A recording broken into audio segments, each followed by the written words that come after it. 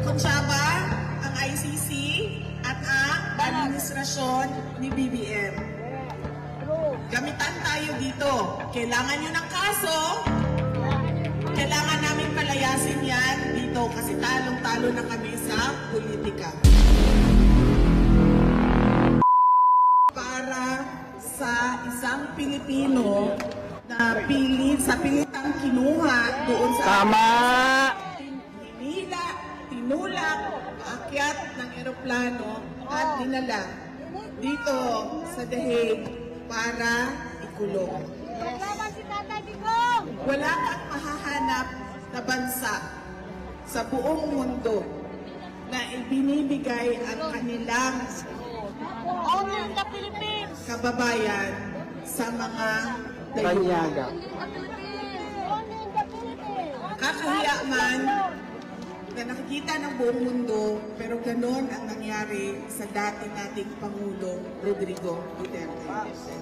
Saan ba nagsimula ito lahat? Kaya ako nakiusap paulit-ulit sa ating mga organizers dito sa The Hague, sa ating mga kasama. Gusto ko sana magsalita sa harap ng ICC kasi gusto ko marinig ng ICC kung anong ginawa nila at ano yung pride na pinagpipilitan nila na hawakan at ikulong ang dating Pangulong Duterte. Una, nagsimula ito saan? Sa reklamo ni Trililing. At bakit siya tinawag na Trililing? Kasi nga kulang. Ay sayan. At nagsasalita siya, nakikita mo talaga, naririnig mo. Meron talaga. Salpeg. Ay kulang yung tornilyo. Saan niya binase yung kanyang paghain ng reklamo? Doon kay Las Cañas at kay Bato-Bato na lumabas doon sa investigation, si Las Cañas ay merong kaso perjury o pagsisinungaling under oath. Paano ko ba nasabi na isa pang sinungaling si Las Cañas? Noong nag-iimbestiga sila at nagsasalita si Las Cañas, hindi niya kailanman nabanggit ang pangalan ko na kasama o may alam o kaparte ng DDS. Pero, maalala niyo, noong 2022, nanalo akong Vice Presidente. Anong sabi ni Las Cañas? Kasali na yan si Inday Sara Duterte sa DDS. Sabi niya, mas matindi pa yan kay dating Pangulong Rodrigo Duterte. So nakikita ninyo na ayaw nila na merong Duterte na umuupo bilang presidente o bilang vice presidente. Kasi takot. Yan yung witness ni Trillanes. Takot sila ma. Gusto yung katarantaduhan nila. Meron ba? Nakikita natin yan.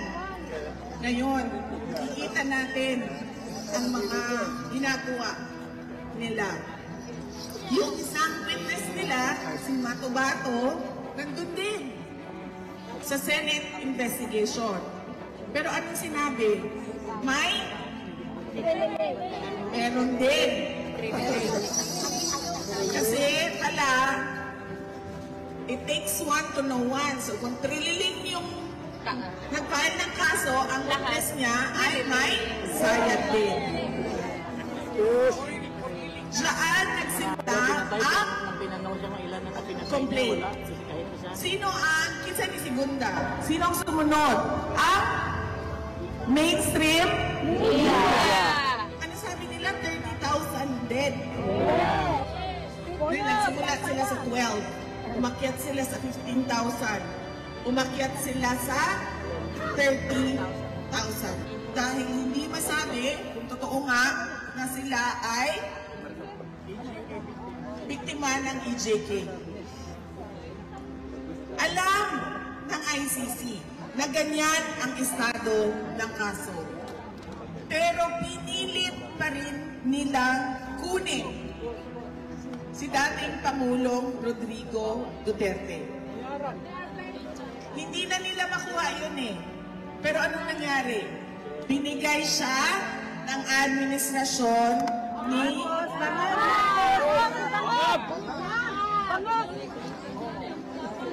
ginamit, nagkonsyaba ang ICC at ang administrasyon ni BBM. Gamitan tayo dito. Kailangan nyo ng kaso, kailangan namin palayasin yan dito kasi talong-talo na kami sa politika. Yes, totoo. So naggamitan sila. Ngayon, merong tanong sa jurisdiction o meron ka bang karapatan ICC na magpaakyat ng kaso at hawakan ang akusado, ang detainee dyan sa loob ng detention center. Ang tagal nilang magsabi na wala kaming jurisdiction. Kasi iniisip pa nila paano nila gagawin na sasabihin na meron silang jurisdiction. Nag-iisip pa sila ng paraan paano ba natin sasabihin na pwede nating iakyat itong kaso na ito at mag-trial tayo. Merong question sa interim release. Sinunod ng mga abogado lahat ng mga nakalagay sa Rome Statute. Interim release. Pero anong nangyari sa interim release? Ni object. Kinontra ng prosecution. Kaya sinabi ko, bakit pa ba merong nakalagay dyan sa inyong Rome Statute ko no na interim release, hindi nyo naman pala ibibigay sa mga akusado. So merong tao dyan sa loob ng ICC detention na nakakulong na ang pinagbasehan ay Marites. Marisol. Chismis. Galing sa mainstream media na kontra sa kanyang mga prinsipyo at paniniwala. Meron tayong dating Pangulo na nakakulong dahil ginawa niya ang kanyang trabaho para sa bayan. Ano ba ang ICC? Crimes Against Humanity. Doon tayo magsimula. Yan. Ayun, Hindi natin kailangan ang ICC. Totoo yan.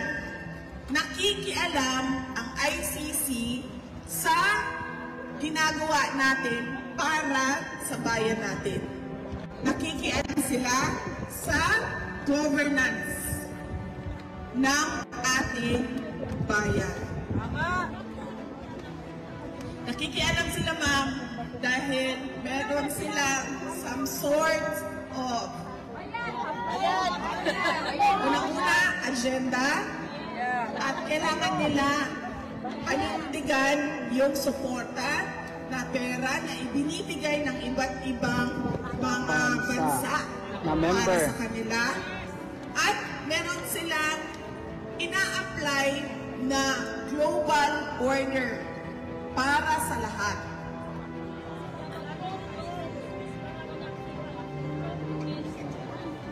Pwede ba yun? Nakikialam sila sa pagpapatakbo o sa gusto ng mga sariling Pilipino para sa kanilang bayan o sa Pilipinas. Hindi, ma'am. Kaya tayo nandito kasi gusto natin sabihin sa ICC. Bitawan nyo na yan. Yes! Huwag nyo kaming pakialaman. Yes! Dahil bansa namin ito, kung ano yung gusto naming mangyari, kami lang mga Pilipino ang magdidesisyon. Yes!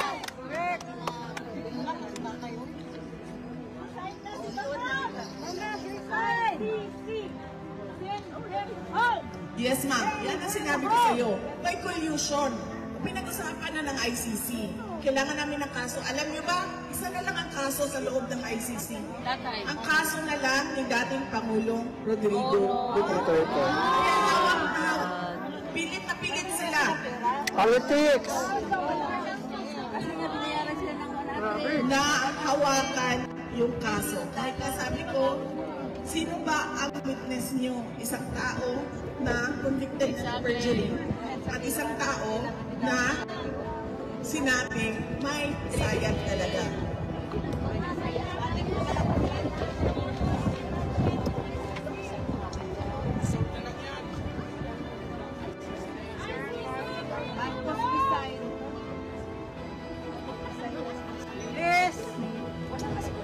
Hindi nila pwedeng gawin yan sa isang Pilipino, ma'am, na gustong bumalik sa kanyang bansa.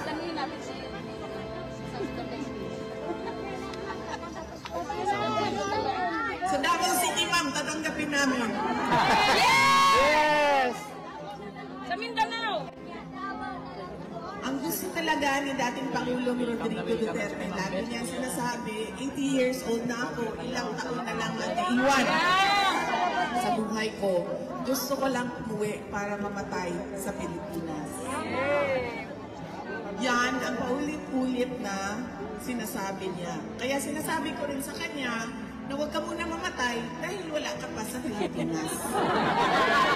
Tama. Di ba, ma'am? Oh, tama. Yes, ma'am.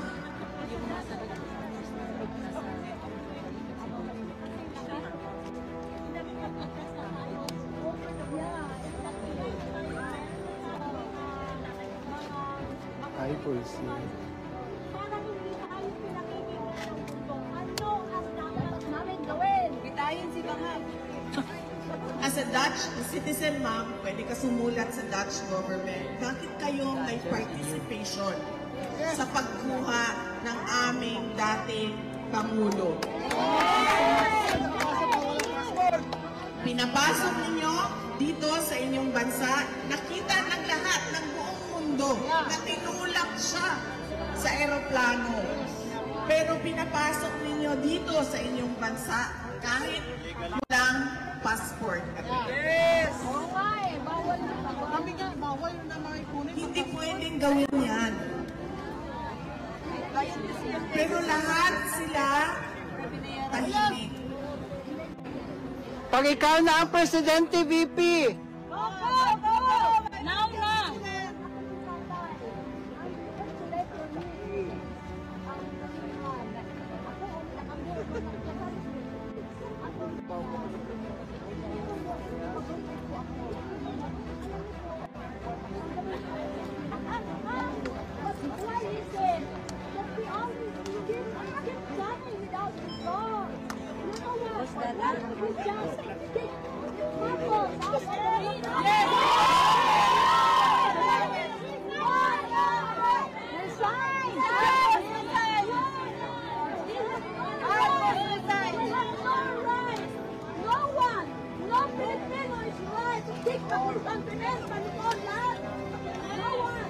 Darating tayo dyan, ma'am, sa ginagawa ng administrasyon ngayon sa aming bansa. malapit na.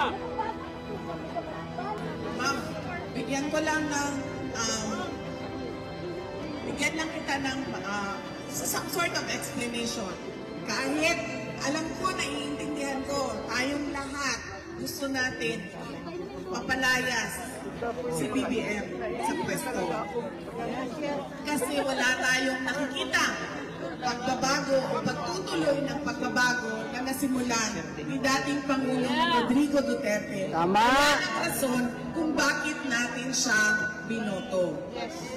Pero ma'am, kahit man napalayas natin ang adik na presidente natin,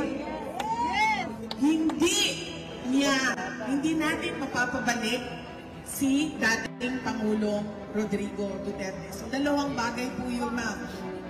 Kailangan natin mapadismiss ang kaso ni Pangulong Duterte at mapabalik siya sa Pilipinas. At iba po yung bagay na meron tayong galit at meron tayong kagustuhan na palayasin o patalsikin ang ating presidente ngayon. Tama. Kaya po nauna ang aking sinasabi kanina about sa ICC at sa kaso ni President Duterte dahil gusto ko marinig ng ICC mula sa atin kung ano yung ginagawa nila sa kababayan natin. Kinuha nila, binigay siya ni BBM sa ICC. Pero hindi makukuha pabalik ni BBM si dating Pangulong Rodrigo Duterte. BP ko ikaw na ang presidente, mapauwi na. Bakit? Kasi pumasok na siya sa ICC. kulungan. Under custody na siya sa ICC. Kasi sinurrender siya ng Pilipinas. Pero mali yung pagkuha, di ba? Yes, ma'am. Yan din ang sinasabi natin, ma'am. Bakit? Tulad ng sinabi ko, nagtanong si ma'am, ano bang magagawa namin? Tanungin niyo ang Dutch government. Bakit kayo sumali sa pag-kidnap? Bakit kayo sumali sa extraordinary rendition kay dating Pangulong Duterte? At ganun din ang ICC. Punuin ba na sila? Sabi nila, sila ay para sa human rights, sila ay para sa democracy, liberty, freedom. Pero, nakita natin, di ba? Anong ginawa nila? Tinanggap nila with open arms ang taong kinidnap sa sariling bayan. Pero, merong interim release na pwede sabihin ng Pilipinas na ibigay niya sa amin dito habang kayo ay nagtatraya na nagkakaso. At kami, ang maninigurado, na-a-attend siya sa kanyang hearing. Napupunta siya sa mga lahat ng patawag ninyo. At hindi siya mawawala. Kasi gusto nila tumulong o mag-cooperate. Bakit? Ang tanong po ay, bakit ginagastusan ng gobyerno ng Pilipinas ang mga peking witnesses dito sa kaso sa ICC?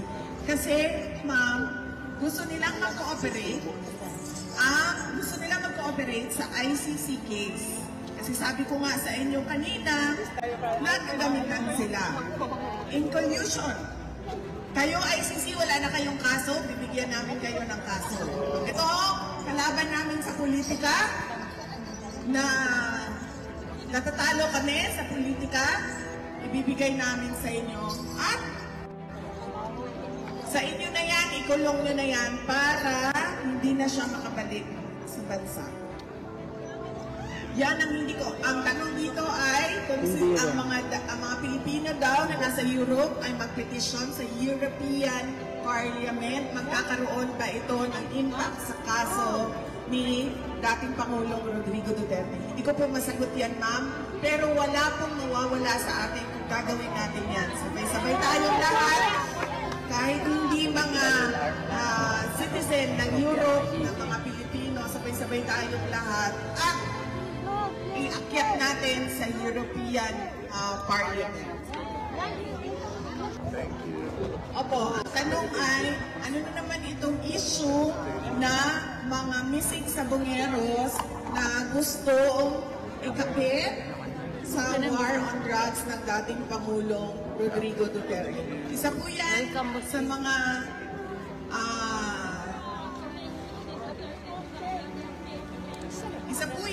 sa mga gusto nilang gawin para palakasin yung kaso sa war on drugs. Ang gusto na lang nila sabihin, meron kaming mga nakitang buto dito. Buto ito ng EJK na war on drugs.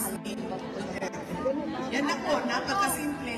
Dahil wala naman po silang paggagamitan sa mga buto na yon, kung hindi ibalik yon sa mga pamilya ng mga nawalan ng mahal sa buhay. Dapat i-DNA, Sarah.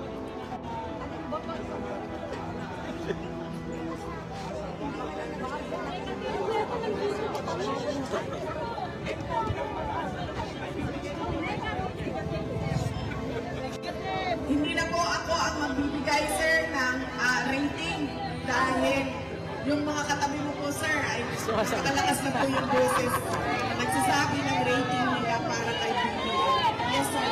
Ma'am, ano po ang inyong masasabi? Marami po kami mga, ano po inyong masasabi? Marami po kami Pilipino ang naniniwala na yung pagkakita ni Tatay Digong ay ginawang kalimutan sa nangyari doon sa LA noong March 8. Yan din ang sinabi ko nung unang-una pa lang. Na sinabi nila, fake news daw ako. Dahil hindi daw totoo yun.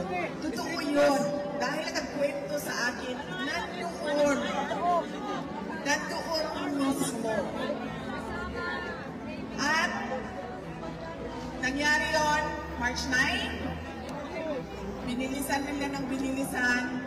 March 11, kinuha nila si dating Pangulong Rodrigo Duterte. Kung napapansin nyo, gawa natin ang timeline, makikita nyo, kada merong palpak o nag-discover na kabalbalan na ginawa nila tulad ng pag-question ni dating Pangulong Rodrigo Duterte sa blanco sa budget ng 2025 ay binilisan na nila ang huli kay dating Pangulong Rodrigo Duterte. Ganyan ang ginagawa nila. At nakikita natin lahat yun. Tayong mga mamamayan, nakikita natin, maliban na lang sa kanila at sa kanilang mga kampe ng mainstream media. Dahil walang nagsasalita doon sa Pilipinas. Sarah, dapat mapakita. Yes, ma'am.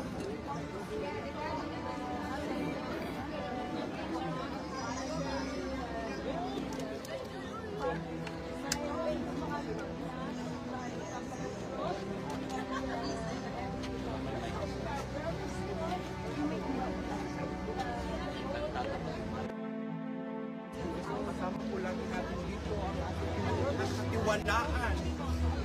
SMNI, araw-araw po sila nandito. Yes, ma'am. Maraming nagsasabi na Actually, hindi naman sa leader si BBM. Pero sa akin lang, ma'am. At ito, opinion ko lang. Dahil marami talaga ang nagsasabi na weak leader siya. Hindi siya weak leader, ma'am. Nagkukunwari lang siya mabait. Yes, yes.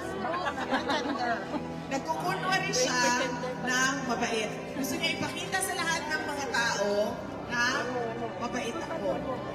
Pero dahil presidente ka, magagaling pa rin sa iyo ang utos. Dahil lahat yan, ma'am, alam ko na yan. Alam ko ang trabaho sa gobyerno. Lahat yan magtatanong. May approval ba ito ni Inday Sara? Hindi gagalaw yan.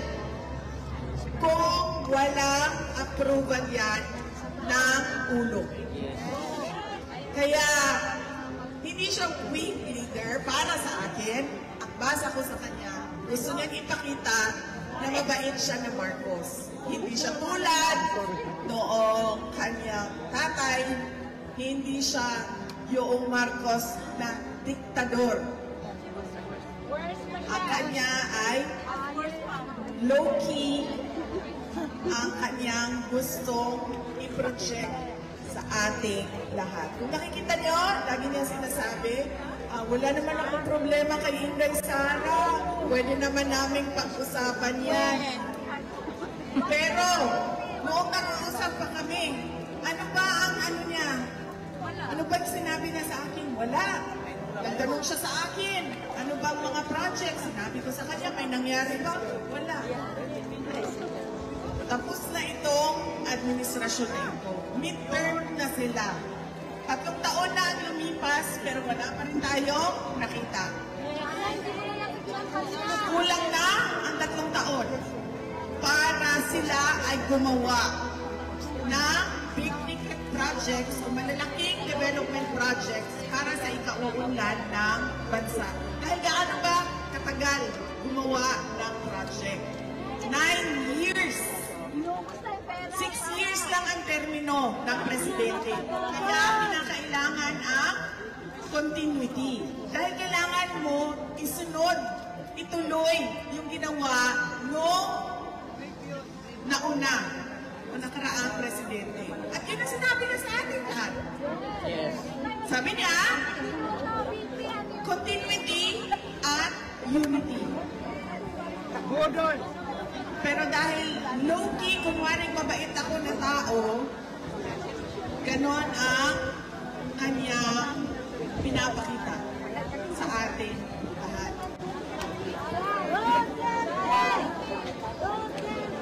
Ma'am, naatrasan niyo po.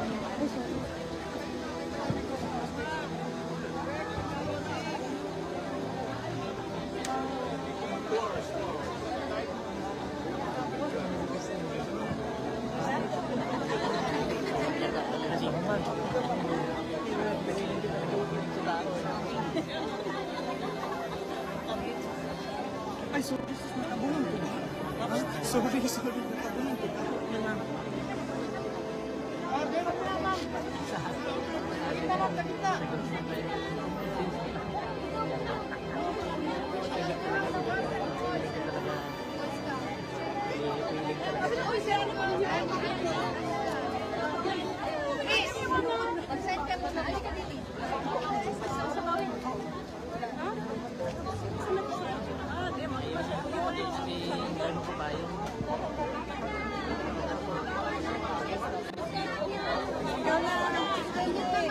Ang tanong dito ay bakit hindi masabi ni Senator Amy Marcos na ang kapatid niya, si President Marcos, ang nagpadala kay Pangulong Duterte dito sa Luwid. Hindi ko po masagot yan, ma'am, dahil hindi ko po alam kung anong iniisip niya at ano ang paninindigan niya sa pamilya at para sa kapatid niya. Dahil hindi namin pinag-uusapan ang kapatid niya dahil alam niya galit ako. Kaya hindi namin pinag-uusapan si Pangulo Bongbong Marcos.